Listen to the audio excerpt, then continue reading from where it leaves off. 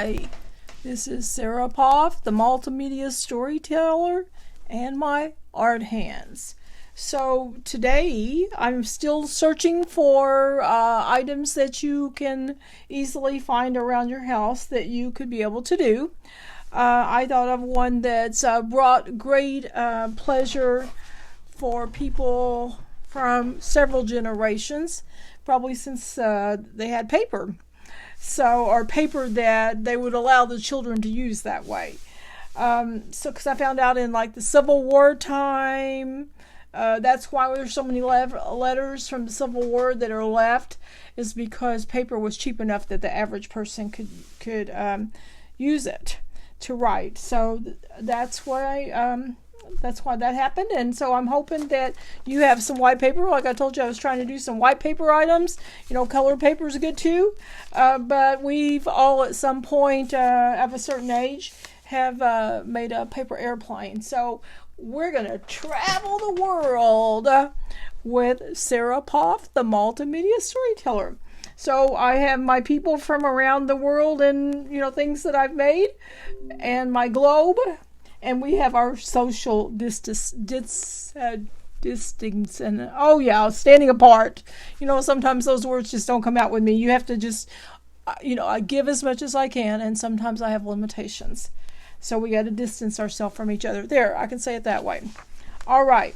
So I learned how to make paper airplanes at church with the church bulletin. That's what I did. Hi, Janelle.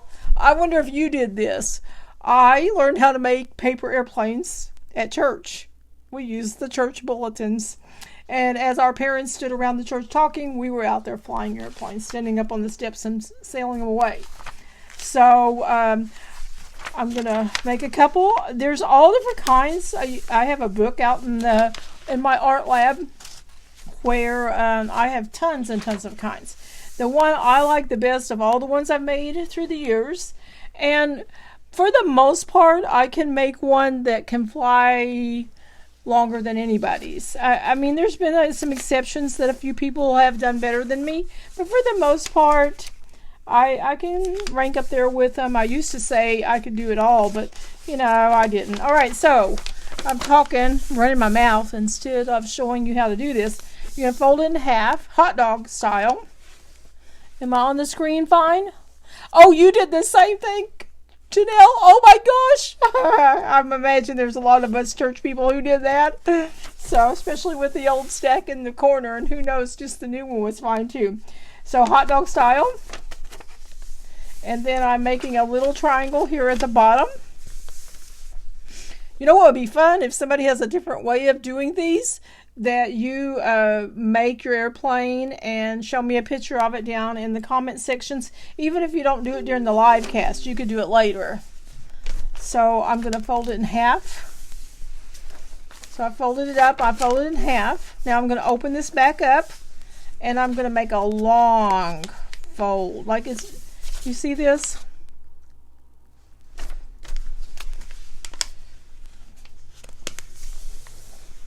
Okay, so I did that on both sides. On both sides.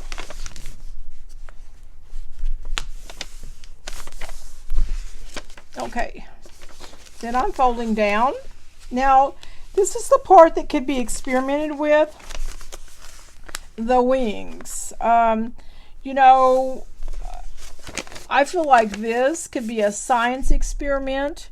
I used to make these in my classroom like once a year in the spring with third graders, and we had some different kinds of contests with them, and then we would go outside and we would fly them to see whose went the furthest. And so then, they could make another one, or they could engineer the wings a little different. And then we also, because we were in the art class, we had a decorating contest. So those were the kinds of things that we did. We also added maybe a paper clip on it to give it some weight.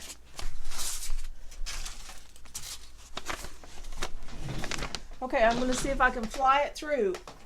All right, I flew it through. Now, I want to show you another kind of airplane. with all this eating at home, maybe you have some foam trays. That's kind of what I'm hoping, is maybe you have some meat trays of some kind. This is a vegetable tray. And so what I want to do with it is I want to draw on here the airplane.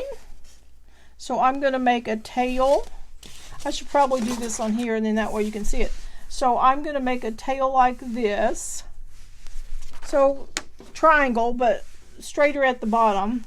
So I'm making a shape. If you think about the shape of those little airplanes that you buy, that are the balsa, the real thin balsa wood, that's the shape you want to do. So you just do this, and then you do a wing that looks something like that. All right. I'll put that to the side.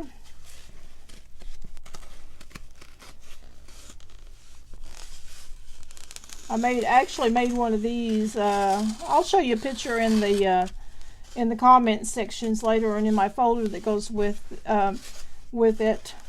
I made one of these a couple weekends ago. I'm so glad we pushed and went to see our daughter, and she has a 5-year-old, and I made an airplane with her. I just took a minute while her sister was asleep, because sister's a little bit smaller. And we didn't really have it on our schedule for sure, and then we decided to. And with all this going on, I'm so glad that we did. Sometimes you just got to take those chances. Okay, so now I'm going to cut. I actually am going to break, because when I do that pencil, I just have a nice line there. So that's the hardest part about cutting this out. Foam trays are really kind of fun. If you have meat foam trays, you ought to really wash them in really hot water, or put them through the dishwasher.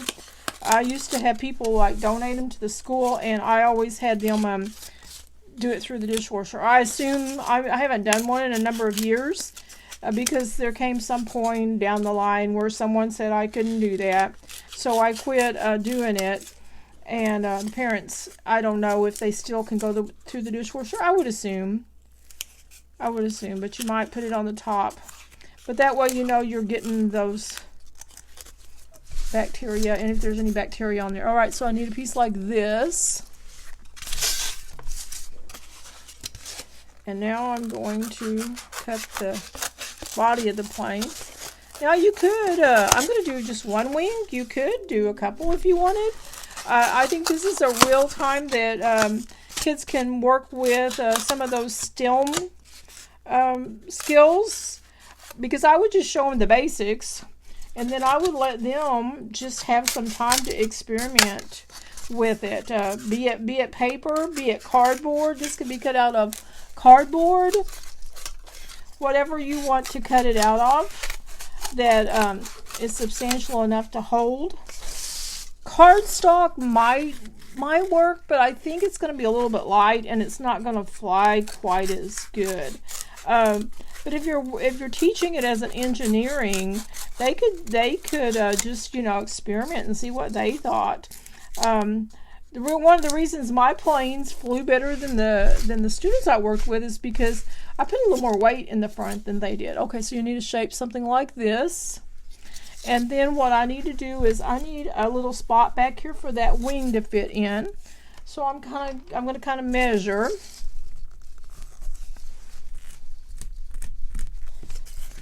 So I used to have enough of these trays that my whole 3rd grade class of about 100 children were able to fix these in the spring. It was a fun project. You had those kids who really got into it, the designing of the airplane, the flying of the airplane, and then those, so you had it on 2 different levels. And I always loved it that I could find something that the boys liked. Boys don't always like as many items as girls. Oh, I do think I'm going to just go ahead and make that small wing up front. We're going to see. And if you have a couple of kids, or, I don't know how you're doing on your social distancing, but sometimes I know that there are neighbor kids who play together, and if you don't have more than your 10, like they're talking to us about, maybe that could work, or they could fly them across the fence. as far as that's concerned, and you wouldn't even have to kind of touch each other. But anyway, this is a project that is lots of fun, occupies a lot of time, and if they tear it up, you know, then there's more trays to be found, more cardboard to be found. If they do the paper one, then that's a real easy. Oh, you gotta not break it. I needed it a little bit. I needed it a little bit wider, and since I was on the video, I knew it was kind of tight, and so I hated to stop. Let me see if I can reach over here and get some Scotch tape.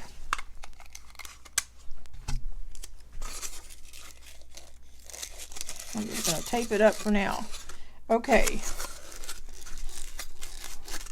So now, sometimes I would take my crayons and I would pick out all the little bitty pieces out of here. I'm going to get a little piece of white, and that's what I would put on the front. I always had that available, and so that's what I used at school on the airplanes for them to have weight.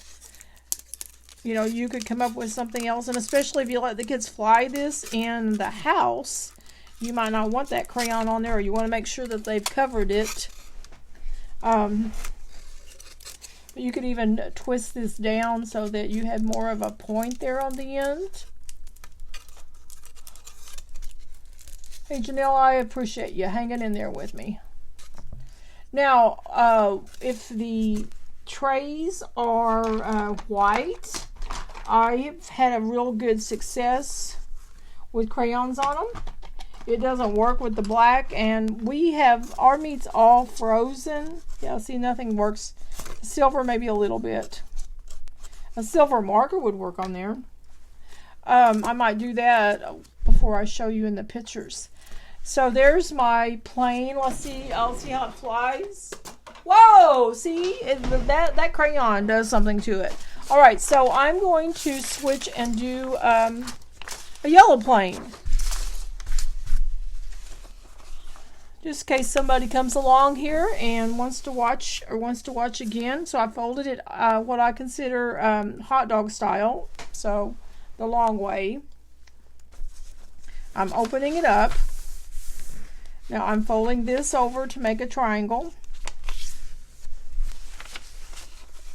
Folding the other side over to make a triangle. Okay, now I'm going to make a thinner triangle out of this. And I'm going to do that on both sides.